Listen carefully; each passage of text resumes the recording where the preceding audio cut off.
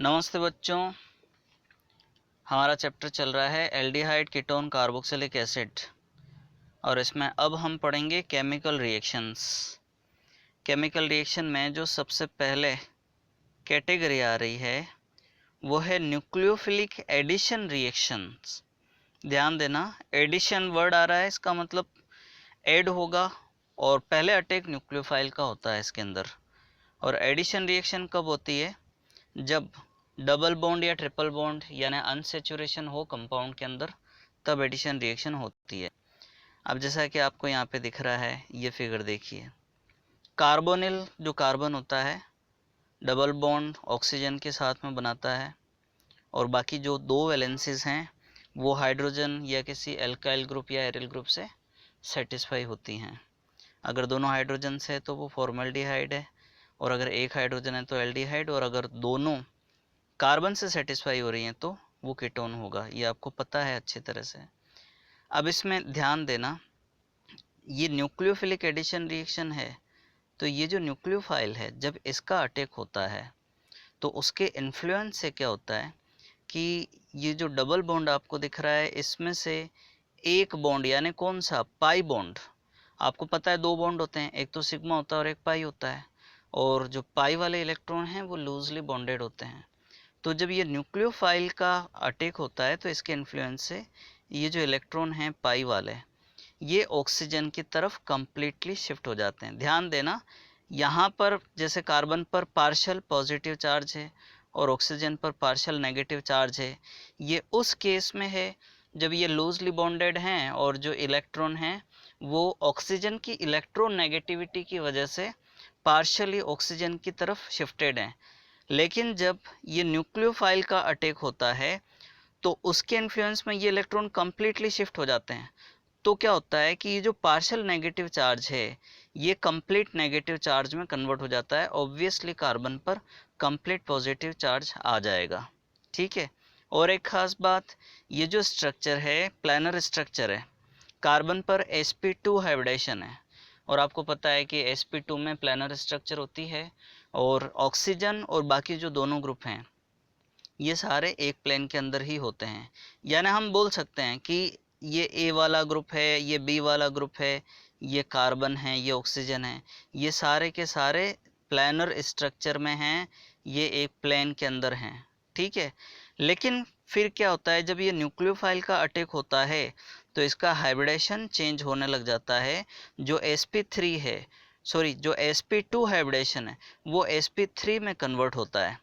तो जब ये sp3 में कन्वर्ट होता है तो क्या होता है, अब ये जो स्ट्रक्चर है अब प्लानर स्ट्रक्चर नहीं रही, ये बात ध्यान रखना। एक ये भी है कि देखो, जब ये sp2 से sp3 हाइब्रिडेशन में कन्वर्ट होता है तो ये स्टेप स्लो होती है और रिवर्स स्टेप भी पॉसिबल है। लेकिन इसमें जब हाइड्रोजन या कोई इलेक्ट्रोफाइल अटैक करता है वो ऑक्सीजन के साथ में, तब ये permanent sp3 hybridised carbon atom के अंदर कन्वर्ट हो जाता है। अब ये जो स्ट्रक्चर आपको दिख रही है ध्यान देना,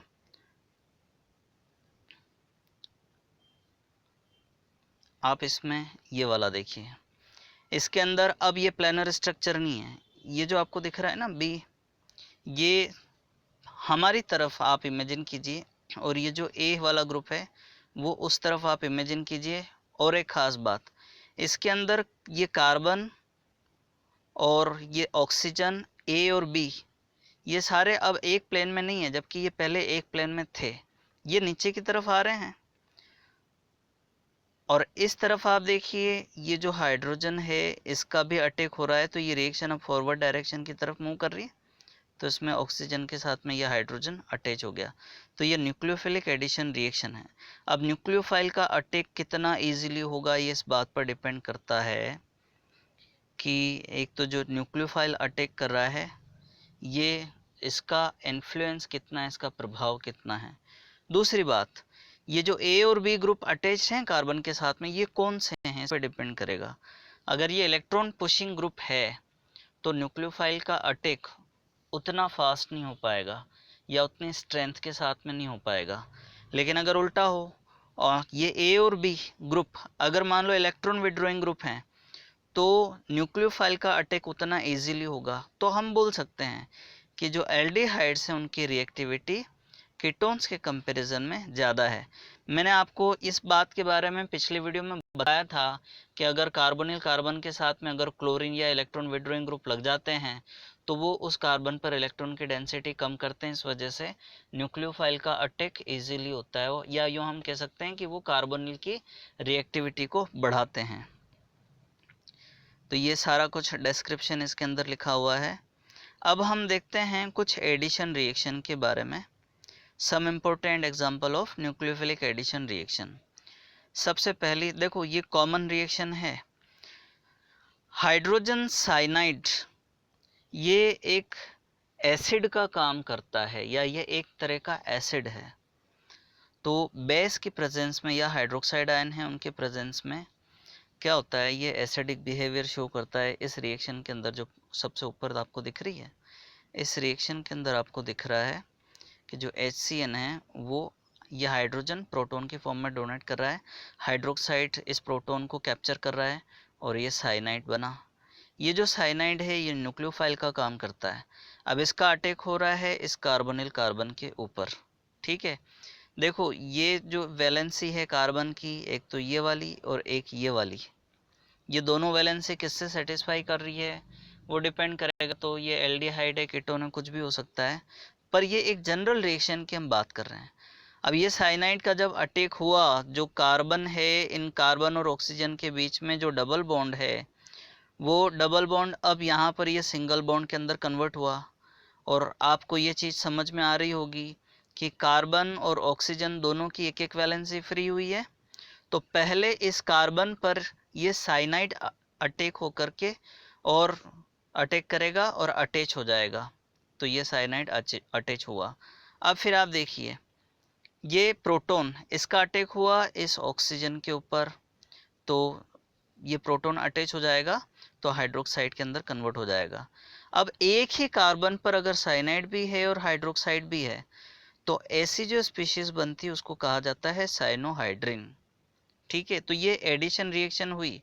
अब फर्दर रिएक्शन भी पॉसिबल है, हालांकि यहाँ पे शो नहीं कर रखी है, पर हम इस चीज़ को समझ सकते हैं कि एक तो आप रिडक्शन कर सकते हो और पार्शियल हाइड्रोलाइसिस कर सकते हो और कंप्लीट हाइड्रोलाइसिस कर सकते हो।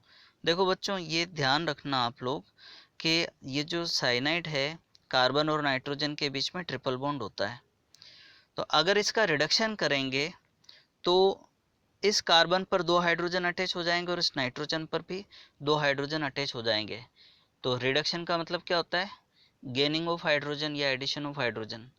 तो हाइड्रोजन उसको आप जैसे प्लेटिनम है, पैलेडियम है, उसके प्रेजेंस में रिएक्ट करते हो इस साइनोहाइड्रिन को, तो ये एमीन के अंदर कन्वर्ट हो जाता है। मतलब आप ये बोल सकते हो कि ये CH2NH2 के अंदर कन्वर्ट हो जाएगा, ठीक है।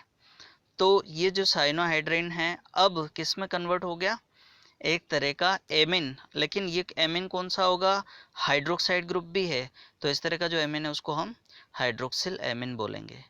अगर पार्शियल हाइड्रोलाइसिस करते हैं इसी के अंदर जो साइनाइड है, तो पार्शियल हाइड्रोलाइसिस में क्या होता है कि इस कार्बन पर तो ऑक्सीजन अटैच हो जाएगा और ये नाइट्रोजन पर दोनों हाइड्रोजन अटैच हो जाएंगे। वाटर का फॉर्मूला H2O। तो 2 हाइड्रोजन और 1 ऑक्सीजन है, ऑक्सीजन कहाँ आया, कार्बन के साथ में, और दोनों हाइड्रोजन कहाँ आए, नाइट्रोजन के साथ में। तो ये CONH2 यानी एमाइड के अंदर कन्वर्ट हो जाएगा। तो हम इसको बोलेंगे हाइड्रोक्सी एमाइड, जो कंपाउंड बनेगा पार्शियल हाइड्रोलाइसिस से। पर ये माइंड में रखना, अगर कंप्लीट हाइड्रोलाइसिस करते हैं तो उसमें क्या होगा, उसमें होगा ये कि जो ये जो बना है CONH2 एमाइड, यही फर्दर वाटर के एक और मॉलिक्यूल के साथ रिएक्शन करेगा। तो उसमें क्या होगा कि ये बॉन्ड ब्रेक हो जाएगा कार्बन और नाइट्रोजन का, और ये जो नाइट्रोजन है 3 हाइड्रोजन के साथ में अमोनिया बन करके निकल जाएगा, और ये जो कार्बन है ये COOH कार्बोक्सिल ग्रुप के अंदर कन्वर्ट हो जाएगा। तो हम ये बोल सकते हैं कि इसके अंदर ये COOH ग्रुप आ जाएगा और ये OH आ जाएगा, एक ही कार्बन के ऊपर दोनों कार्बोक्सिलिक और हाइड्रोक्सी ग्रुप यानी अल्कोहल वाला। तो हम इसको हाइड्रोक्सी अल्कोहल ग्रुप भी बोल सकते हैं। तो इस तरह की ये रिएक्शन होती है।